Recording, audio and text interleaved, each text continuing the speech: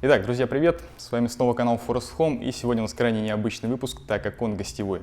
К нам в гости заглянул человек, которого, возможно, вы не знаете, но ножами которого вы 100% пользовались. Собственно, сегодня в гостях собственной персоной Майк Perrin, the ESEE Knives. So Mike, please introduce yourself to our subscribers and tell something about you. I'm Mike Perrin. I'm one of the owners of ESEE Knives. My business partner and I, Jeff Randall, started the company over 20 years ago. So that's pretty much it. You know, I live in Tennessee. My business partner lives in Alabama. Okay, so you began from the training camps, Randall. We did. We started teaching people survival skills in the Amazon rainforest in Peru in the 1990s, and our company grew from there. We started designing knives from that, and they became popular, and one thing led to another, and here we are. Great. Since you began, since the beginning, your training camp was just private camp, not government or military project? Well, the training in Peru was a contract for the Peruvian Air Force to take clients down and train them there. And then from there we came home, and now we have about 180 acres where it's open to anybody that wants to come and learn survival skills, navigation, medical training for wilderness and things like that. So anybody can come now. So you start to develop knives before the partnership with Ontario? We started in Peru when we were there. We could not find the kind of knives that we wanted, and a lot of the knife industry is full of hype to try to sell knives. It's not real, and we try to keep it real. So we started designing, and they became very popular, and the small people that were making for us could not keep up with the demand, and that's when we signed with a larger company, Ontario Knife Company. So, and after them, you founded the ESEE? Yeah, we stayed with them for 5 years. We had a 5-year contract, and when that expired, then we began our own company, and that was 20 some odd years ago. Long way. It is. So, why knives? How you became a knife maker, not the forks or spoon, for example? Well, the knives, because that's what we were using in the rainforest where we began, and that's probably the most important tool besides knowledge that you can carry into the wilderness with you is a good cutting tool. So more important than spoons or forks or anything like that. So the knives were very important to us, and that's why we designed knives rather than anything else. So you don't try to knives from other companies, and you. There are a lot of good companies. Don't get me wrong. We're not the greatest or anything like that.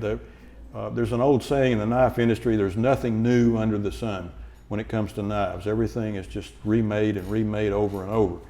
So it's all about how you treat your customer, and that's why we started our own company, because we found that we could not get the service from the companies that we wanted, and we wanted to treat people like we wanted to be treated.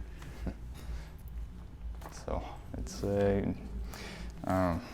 a good philosophy Yeah, for company. We think so, yes. Okay. So, what's the main idea of your knives? I'm sorry? What's the main idea of your knives? For what or for whom you made it? Mainly our knives were targeted for people in the wilderness. At first a lot of police and military picked up our military especially picked up our knives. But now in the last few years we've been pushing more to get into the hunting side of it. We have a few knives that are for the rescue and survival type people, and so we're trying to get as much as we can. We tried for a very short period of time to do kitchen knives, That did not work. So we said no and got out of the kitchen knife business. And so we've stayed with what we know. You know, that's the whole thing, is to stay with what you know. I understand. Great. And what about your folder knives? Why not so many? Because a folder is a folder. You know, you can only design so many things into a folder, and beyond that, it becomes a lot of hype trying to convince people that it's different, and it's really not. It's you know, we have designed for Ontario Knife Company, we design for Blue Ridge Knives, we design for ourselves, and we will probably design for other companies before we're through. But we just want function. You know, very hard use knives that function and work well, and you know, if they fail, it's because of some extreme use, you know, that they failed. Okay, and what do you think about tough knives, like a Medford, Strider, or maybe Zero Tolerance? They make really good knives for hard use, but sometimes when I look at them, I think, oh my God, what I should do with this knife? Attack the tank, or maybe chopping a trees? Right. It's just a folder. Yeah, but a lot of knives are kind of they go off into this realm of the Klingon warlord, you know, with all kinds of bells and whistles, and it's really not useful in the wilderness. So simple is what works. Just something simple is what works. And Strider's a good company, and these other companies you mentioned, they're good companies. Zero Tolerance, they're all good companies. There's a lot of good companies. But not for wilderness using. You know, everybody has their niche, their thing that they go for. And ours was, that's where we got started, was in the wilderness, in the rainforest. So we designed for that market, you know, and then we move out from there. Other companies got started in a different way, and they design for a different market than we do. So. Okay. Return to fixed blades knives. Basically, you use on your knives classical V-grind and the flat grinds, not the Scandi or full convex. Why? Because that's what we know. We have one knife, the RB3, that is a Scandi grind. Okay. Ruben Ballou, one of our instructors, part-time instructors that works for us sometimes, he designed that knife. And but the flat grind, the full flat grind, is what we know. And in our opinion, it cuts well. You know, it has good cutting efficiency. So we like that. And the same with the 1095 carbon steel. You know, it's an old, true steel that's been used forever. It's just, you know, and it works, and we know it works. So we like to stay with what we know on some things. So, and you didn't have a plan to go to the convex and? No, not really. Convex Edge is, it takes more maintenance. If you think, it's not just buying the knife and using it. If you take it into the wilderness, you have to maintain this knife. You have to resharpen it at some point. And if you're in the wilderness, a Convex Edge is a whole lot harder to bring back to a serviceable edge than just a simple grind that you can take a little diamond hone and sharpen, or even a rock with some water, you know, and get an edge. I understand. I ask this because the modern bushcrafts tells that the convex, the Scandi, it is the best choice for forest condition. And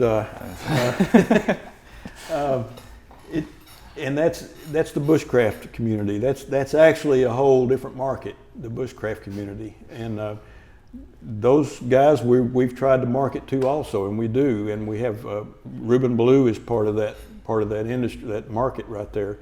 But the JG3 and the RB3 and the all the Camplor series knives are for that market, the bushcraft industry, but we still stay with what we know when it comes to grinds. You know, we try to maintain what we know. You have a really straight line. It's a cool. Da-da. Tell a little about the Randall Adventure Camp. There you teach people how to survive. Yeah, it's a piece of land that we have in Alabama. That's where we do most of the training. We have facilities there. We have classroom. We have a climbing tower for rappelling and teaching rope skills. We teach a lot of navigation and just straight, simple survival skills like food, fire, water, shelter, the things you need to know. We try to stay focused with the idea that if someone is having a vacation and they become lost in the wilderness, and that happens quite a bit. I've seen just here, I've seen on the news a little girl that got lost. Regularly. Yeah, and people too, they get lost. And so if you get lost, there are things you should know about staying warm and building a shelter or navigation. How do I find my way out of here? So we try to teach these basic skills, but then we have medicine. We bring instructors in that teach medicine for wilderness. We now have a search and rescue group that our company runs, and we go out and get called out on search and rescue in our area. So we do quite a bit in the training area. If I understand you correctly, should to separate the survival skills that you teach and the bushcraft skills? This have a small difference. They overlap. That bushcraft skills overlap quite a bit with survival skills. Bushcraft skills are really survival skills, but they're more elaborate because they branch out into doing one thing a lot of different ways. So a lot of the bushcraft people may not agree with that, so I'm sorry, but but we do.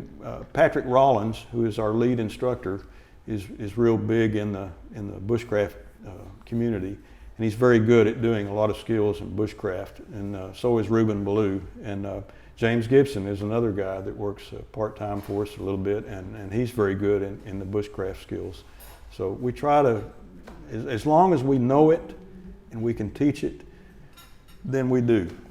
And you make the great mix of these skills. Yeah. How do you think this is survival skills is important for modern man? I talk especially about city people.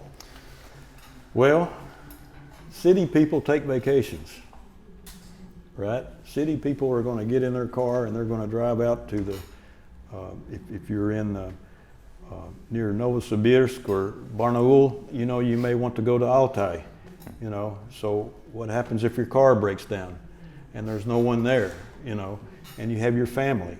So yeah, it can be important, but living in the city, probably not. There's enough people around to get help, but when you take a vacation, it could help quite a bit, especially with your family around and everything. People who studying in your school, this is just simple guys and girls like me and my teammates. It's everybody. It's guys that are in the military or police. We have classes that we have just for parents and children, and they can bring their children, and it's a great experience for parents to have with their children. Children studying in your camp too? With their parents. Their parents have to be there, so, but it's a great experience for them to do together, and a bonding experience for them. So anybody, doctors, lawyers, anybody can take it. It's cool. But about children, your camp is better than classical Boy Scout camps, or? It's different. The classes are usually a weekend or sometimes just one day. It depends on the class. But they come and they have a certain number of skills that they're going to learn with this child, and they learn it. And sometimes we've had children that did really well and the parents were horrible and ended up having the child do it all because the parent wasn't keeping up. So it can be a whole range of people, Okay, but it's a good opportunity for children. No doubt. What are the top 5 survival skills you can advise? Top 5, Yep. for example. Yep. Yes. Food, fire, water, shelter, navigation. Да, это 5. I suppose I see this these life hacks on your card with your knives. Да. Okay. Yeah, everything that we try to do, the little business cards that you're talking about, we try to put little things on there that help, you know, for people, reminders. When people see it enough, they might remember, you know, somewhere down the road. And so. Yes, it is a good like a Easter egg. Sure. Okay. So let's talk about knife culture in the USA. It is a very interesting theme for our Russian customers. So how American citizens, for example, relate those who carry a knife? Well, it's all over the map, as they say. Most people don't think anything about carrying a knife. I grew up carrying a knife at school. You know, back when I was in grade school, every boy had a little folding slip joint folder in his pocket. Now you can't do that.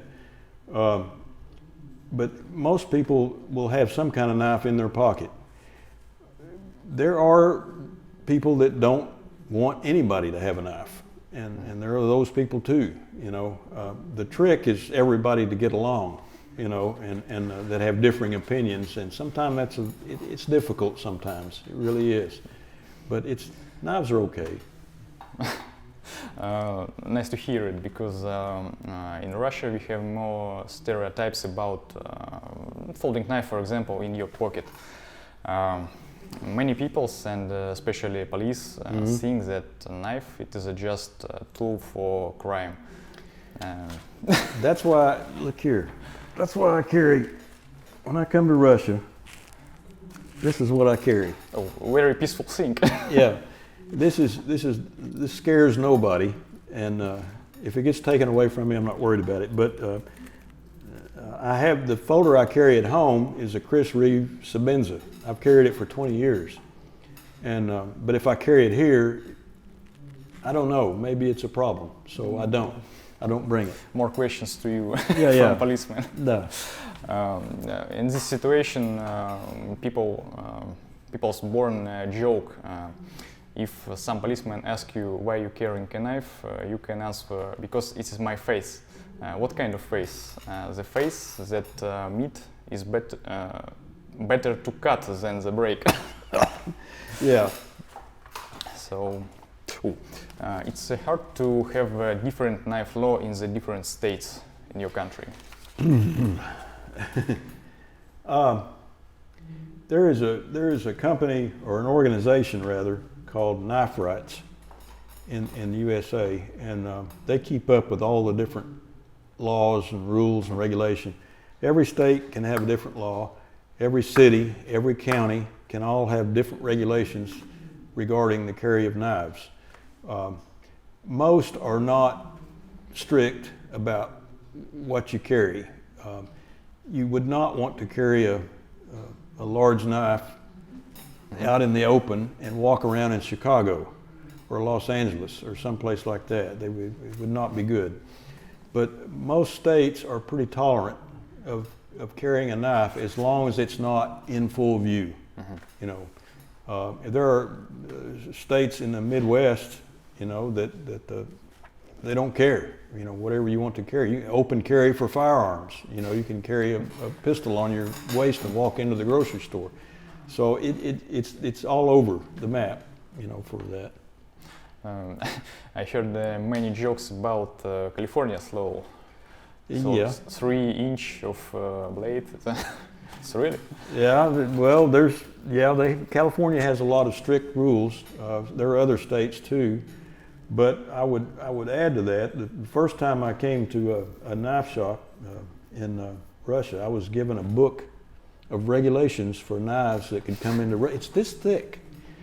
Yes, it is. You know the book that I'm talking about. It is our little advantage. Yeah, and I was floored, you know, with all these little tiny rules about knives and stuff. So it's just, I don't understand it, you know. A knife is a necessary tool for daily life. I mean, even if you need to cut a little piece of rope or string or anything, you know. Yes, I agree with you.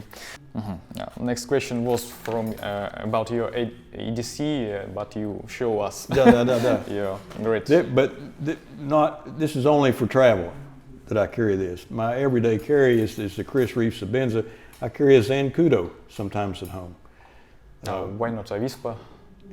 I like small, you know, and I say that, and I'm telling you I carry a Sabenza, which is not small, but the Zancudo is smaller, and I carry it a lot because if I don't want something in my pocket that takes up a lot of room, and it feels good in my hand. It has a good ergonomics for the handle. So my partner and I designed that knife, so I'm very, very biased towards it. About your knives, I follow your production, and I see that you don't follow for trends or fashion. You don't make knives with carbon fiber, don't use the titanium, don't use the anodizing.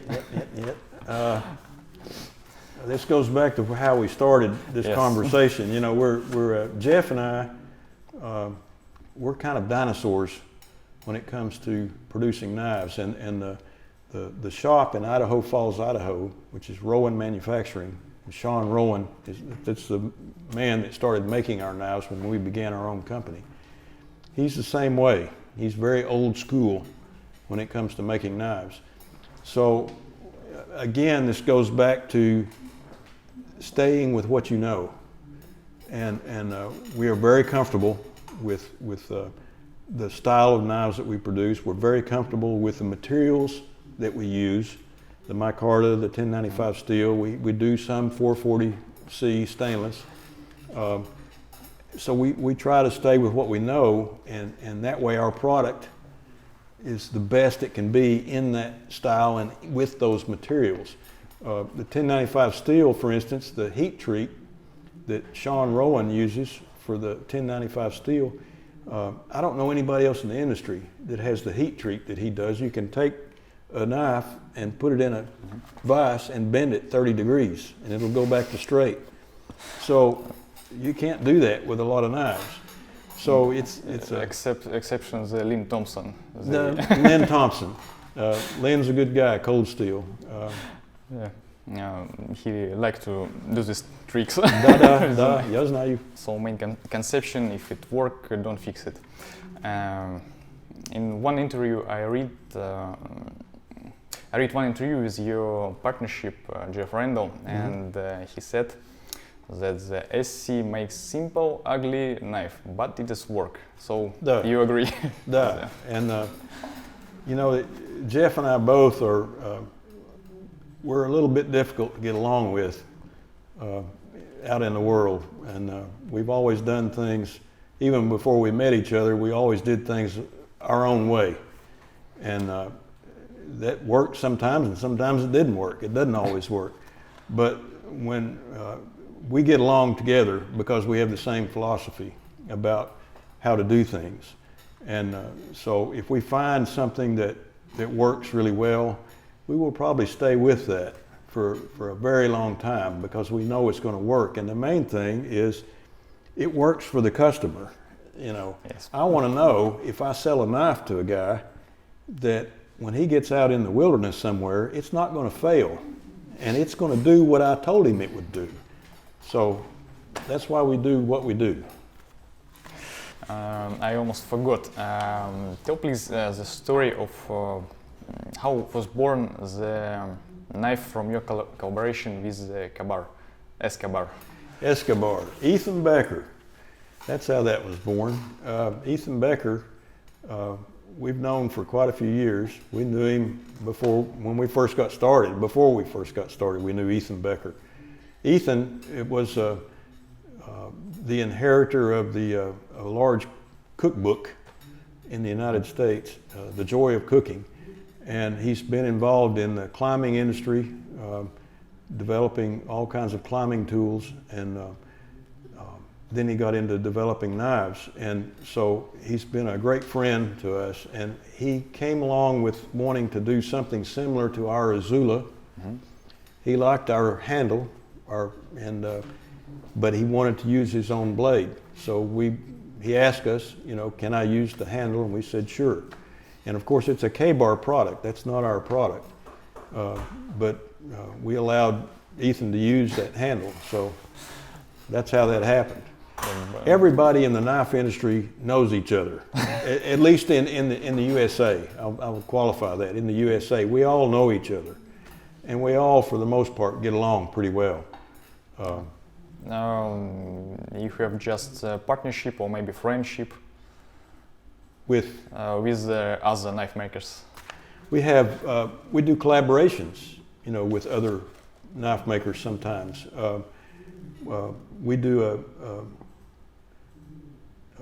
We did a knife with, I'm sorry, I'm going blank, but just recently we did a knife with L.T. Wright, who's a small knife maker, and we did a collaboration with him. We sat down at the show and designed a knife, and he made it. Then, Ethan Becker, that was a collaboration. So a lot of knife makers will do that. They get together and they're two popular knife makers. It's only going to help business, to collaborate and produce another knife. It is a good. It's very good because, in fact, finally we have a great product. It's important for customers. About trends, I heard that you sponsored the Transformers 3 movie by knives. Is it true? Yeah, there's several movies. I think there's maybe 8 or 10 movies now that our knives have been used in. We're friends with an armorer, which is a person that supplies knives and guns and all kinds of weapons to all these movies. And Donnie Bruno is an armorer that we know. And when he gets involved in a movie, whether it's Arnold Schwarzenegger's movie Sabotage or the Transformer movies that you're talking about or whatever, he'll call and ask us, I need this, and this, and we send it to him, and it goes in the movie. It's proud for you that your knives... It's fun, sure, yeah. It's fun to see your knife sitting on Arnold Schwarzenegger right here or somebody like that, so yeah, it's okay. Yeah, cool. So some maybe movie star who collect the knives and who agree for them. I don't know any of the movie stars personally. Donnie probably does, but I don't, and I don't guess Jeff or either one have met these guys. So I don't know that they collect them, or I don't know anything about their habits with knives. Okay. What knife in the 2090 is impressed you? In the 2090, in this year? Oh, in this year has impressed me. Well, my knives, of course. But except your knives. Many events was Blade Show, Shot Show, and many knives. That's the two main shows that we do: is Shot Show and Blade Show. And of course, Shot Show is the biggest in Las Vegas. We do IWA in Nuremberg, Germany. We started doing that last year, and we'll probably continue doing that. I don't like going to shows. I can make more progress with things if I stay home and I can think. Shows I get distracted, and There's too much going on, too many people and too much noise. But as far as what knife has impressed me this year, I really can't say that anything stands out, you know, as being unique or different or anything like that. Like I told you before, there's nothing new under the sun. It's mainly service that you give the customer. You know, that's the main thing, is what kind of service and how you treat people after the sale. That's the main thing for me. What about Russian knives, Mike? Do you know something Russian workshop or masters? I was talking at the store at Forest Home there a little while ago, and I was looking at a lot of the Russian knives that are pretty common. They have the wooden handles or some type of material that looks like wood for the handle, and they're sort of Scandinavian design. I was here 2 years ago at a show in Moscow at Wiedenhaus, and I can't remember the name of the show, but there were a lot of knife makers there, and I really liked that. I liked that style, and when I see those knives, it says, you know, Russia. I don't know the brands. I don't keep up with any brand, one or the other, but maybe some famous like Shirogorov, Cheburkov. They great. Я не знаю. Okay. Okay. They make good folder knives in premium materials. You know, we're starting to move into that direction. There's S35V, which is a material that a lot of people have used up to date, and we're starting to gravitate towards using that. We're probably in the next year, we will probably come out with a folder using that steel for the blade. Strangely enough, you know, the knife industry keeps moving toward these modern steels, and we just suggested bringing out some of the folders that we've done with Blue Ridge with a 1095 carbon steel blade in them. So, and the maker he's going, what? You know, what are you doing? But people like something that they can take care of easily. And so even if you move into a modern steel for the blade, it should be something that the user can maintain. Because if you can't if you're going to collect it, who cares? You're going to put it on a shelf and never use it. But we make our knives for people that use the knives, you know, in the field. Forget to ask you, why you choose a micarta, not G10 or something else? Well, we do use G10. We use some orange and black G10. Couple of models. Not Pardon?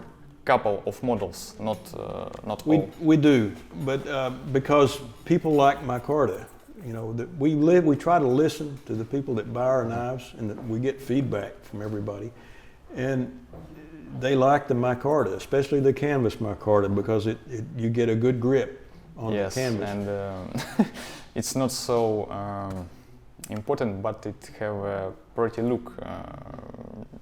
Your canvas micarta. Yeah, and you can't. But also, it's very. It's not indestructible, but it's very hard to damage it. You know, it's very hard to tear it up. You know, a lot of plastics will crack.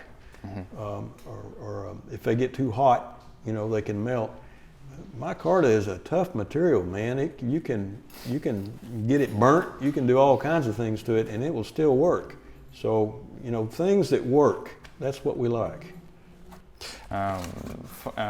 Finally, I should ask you some silly questions which our customers periodically ask us. First one, your most stranger customer. Our most strange customer? Yes. I deal a lot with customer service, people that have questions or concerns or complaints or whatever. They can call me. And so I deal a lot with strange people sometimes. They call not your manager or something on you. No, that's people are pretty surprised when they can call the owner of a company and ask a question.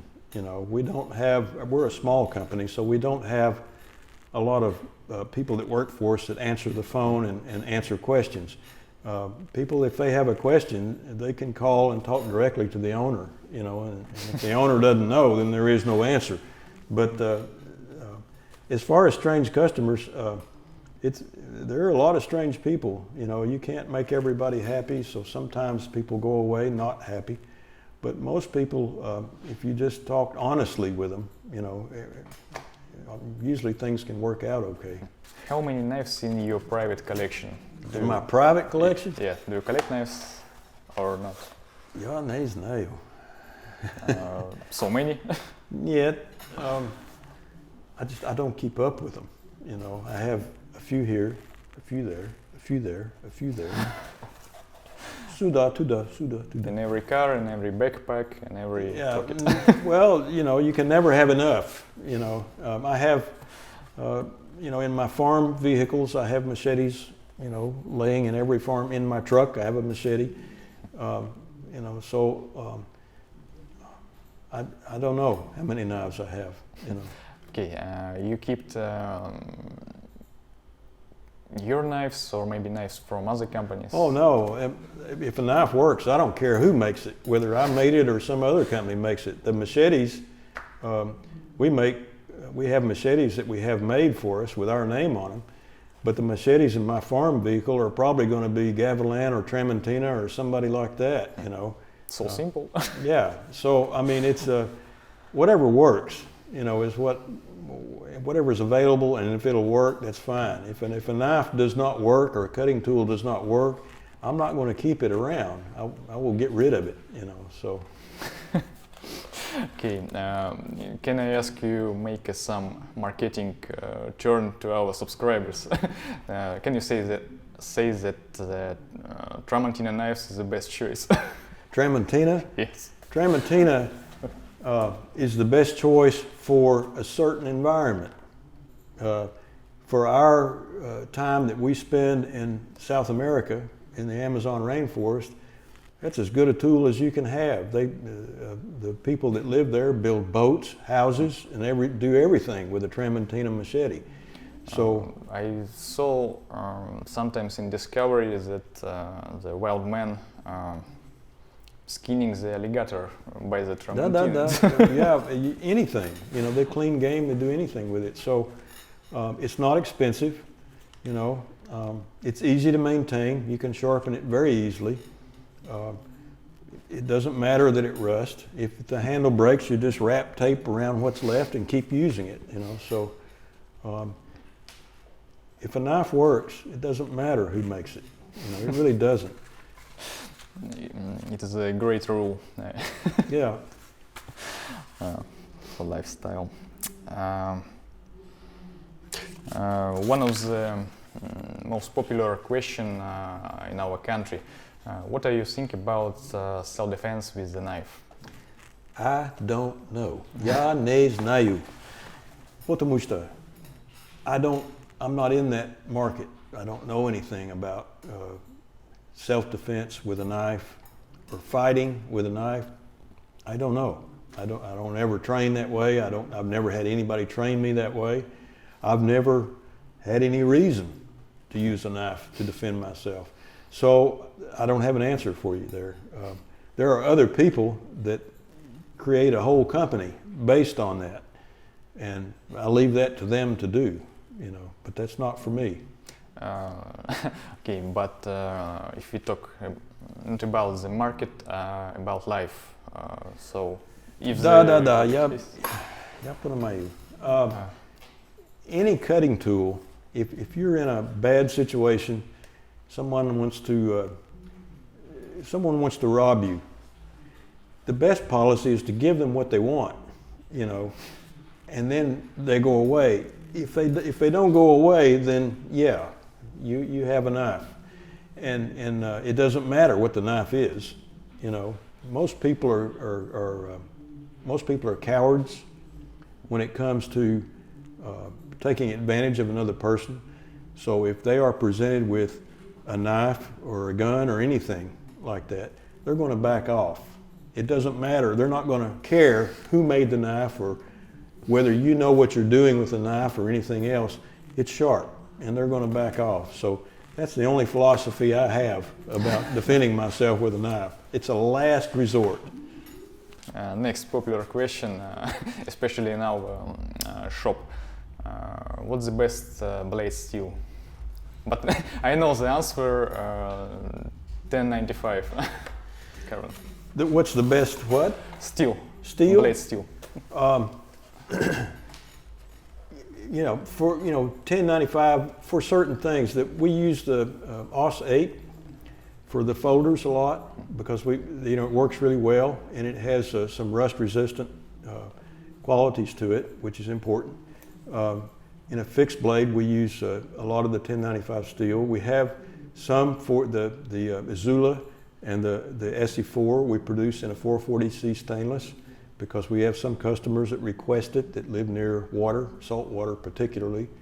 So, but the carbon steel, you have to think, the shop in Idaho that makes our knives is not a huge shop. It's a sizable shop, but it's not huge like a big factory. So when they buy material, sheets of material, they can't have 13, 14, 20 different styles of material to come in and then have to choose which one they're going to make. It's a lot easier, to have 3 or 4 different materials that you're going to work with steels and stay with that. And you can produce a lot better, you're more efficient, and so we like to do that. Okay, thank you. So let's show you knife. Ita.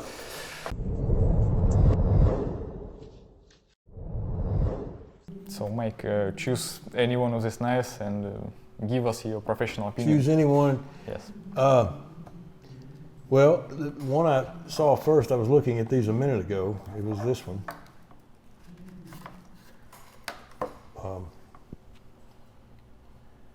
It's simple.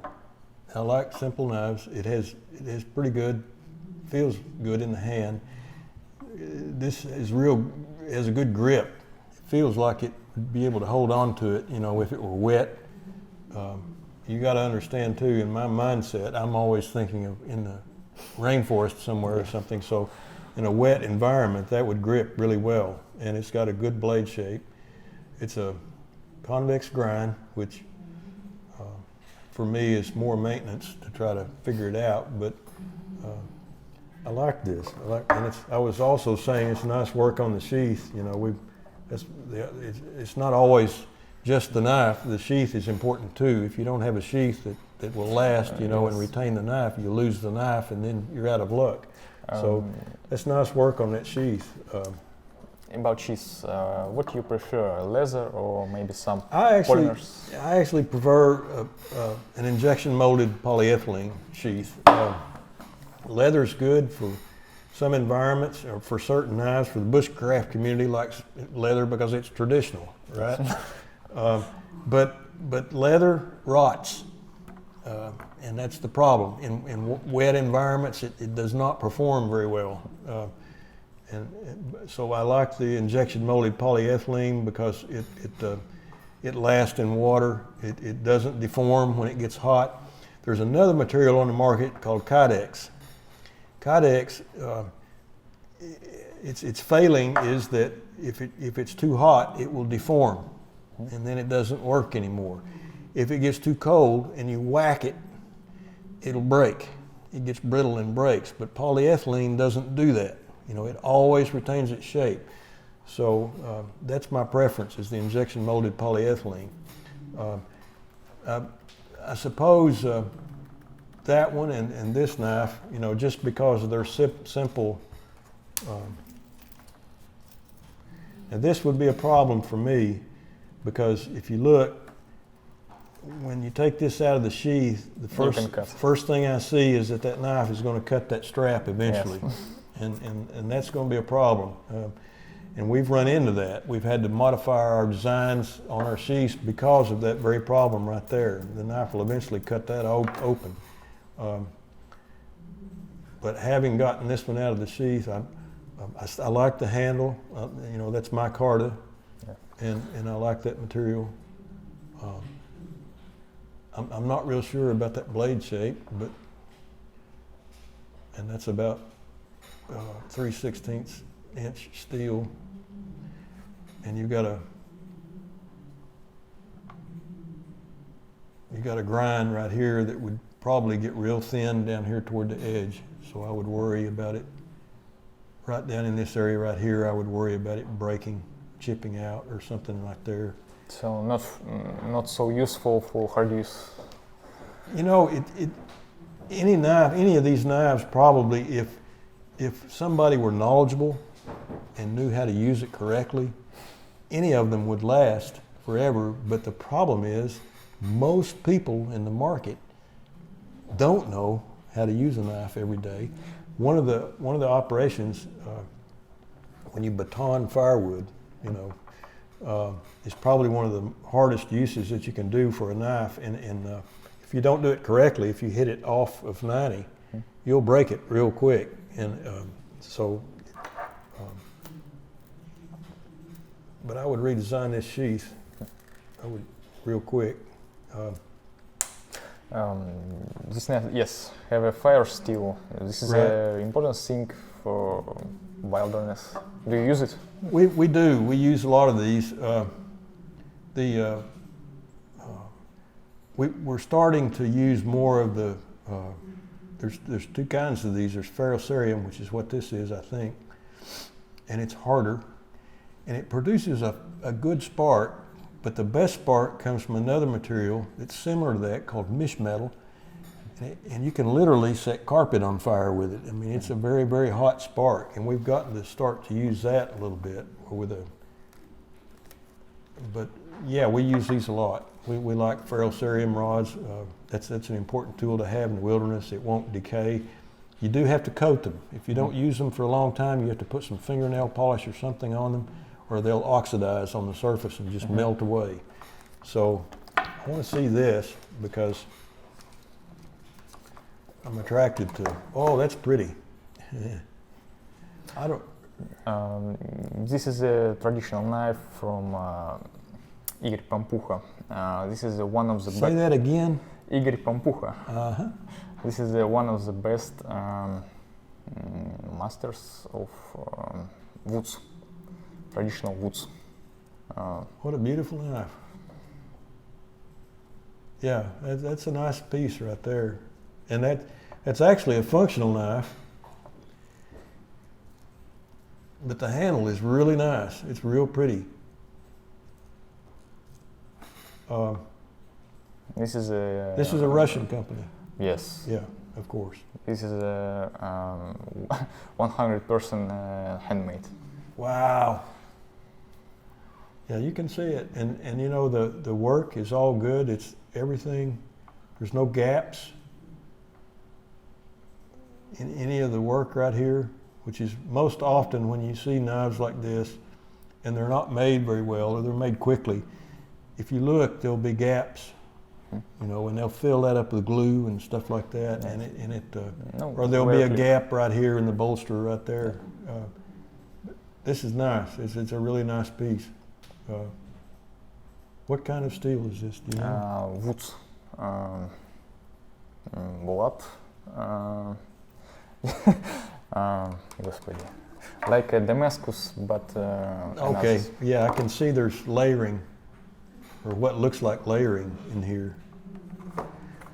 One of the things, I'll go back to sheaths again real quick, and I saw it on this one, and it's not on this one, but it's common on a leather sheath to put a rivet right here at the top, and I know why they do it, to hold the edge together right there. The problem with putting a rivet right here, especially the way this one is, that rivet is right there. This cutting edge is pretty soon it's going to be hitting that rivet. There's not much there to keep that knife from hitting that rivet as it goes in and out. So, and it's right in right in the stitch line. I mean, it's the shank of that is right in the stitch line. So we've gotten away from, in our leather sheaths, from putting a rivet here at the top for that reason, because sooner or later, that people put a knife in a sheath a lot of times. If they're not careful, they'll put it in this way or that way, or pull it out the same way. And they're not careful about that. And it will cut through the welt on the sheath, and it'll get into that rivet sooner or later. So this one's nice because it has 2 rows of stitching, okay? So yeah, he might eventually cut through, the welt and get to that first layer of stitching, but you still got a second layer of stitching there that'll retain the knife and give you a chance to repair it before you lose the knife. So, in fact, it is a best solution than putting the rivet. Yeah, I'm just not a fan of doing these rivets there anymore. That's a pretty nice piece right there. This knife,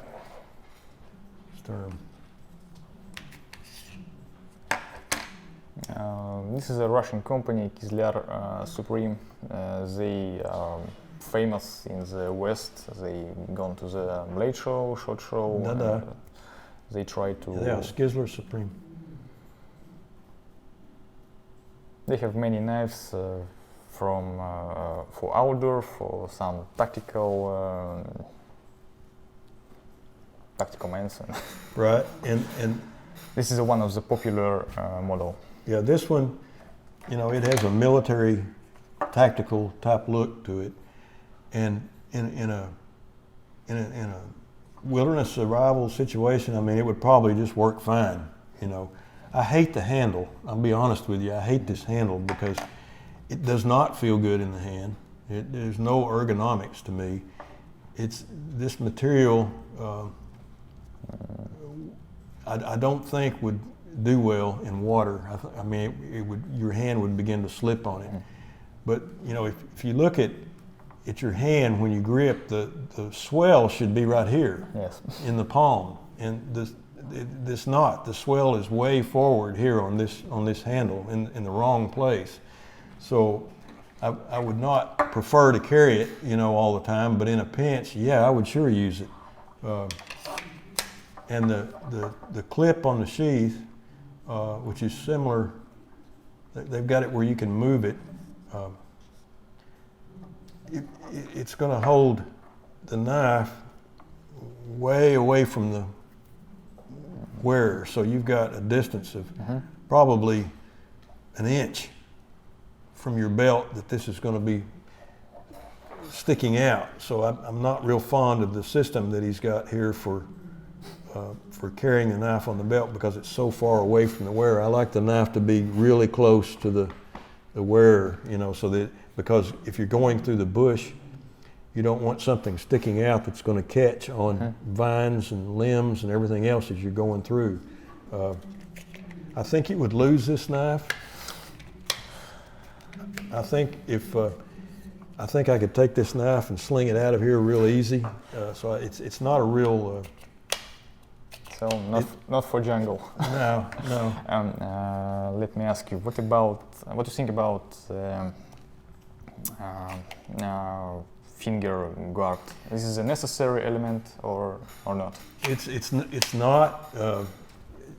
We make several of our knives. We've removed this because people prefer to have the blade and with the choil and just the handle without this drop in there.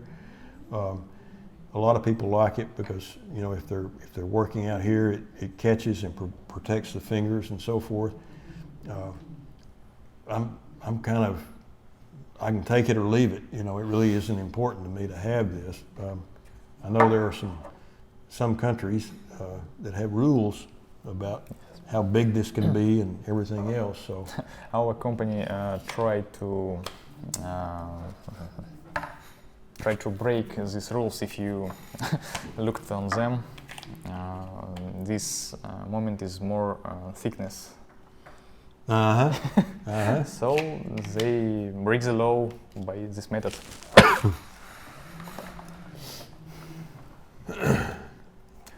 These knives are made by hunters for hunters. It's a company ESEE. You can see this on the spine up here. Yeah.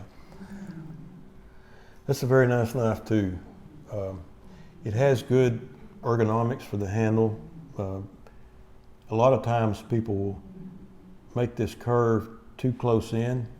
It will actually create a hot spot on your hand right here if you work with it. But this one's in a pretty good space. Now, if I had a big hand, I've seen some guys that had huge hands, it might be a problem, this right here. They have a bigger version of this knife. Okay, and that's why probably. But I like that. I like the handle ergonomics. It feels good in my hand, and for my hand, this would work very well. And you know, if you choke up on it for doing small work, it has a good feel also. So, and it fits. You know, if you take your finger and run over the scale onto the steel and back off again, you don't. A lot of times they won't have these to match the steel very well, and you'll have a little jump in it. But this all fits very well, and it's pinned. I noticed, well, that one's screwed on, but most of these other knives, they're all pinned. As long as it's done well, and nothing can get under the scale, no water or anything can get under there, it's fine. If it's not done well and water ever gets under that scale right there, it will be rust. Yeah, you can have rust, and there's no way to service it, you know, without destroying the handle to get it off. So that's,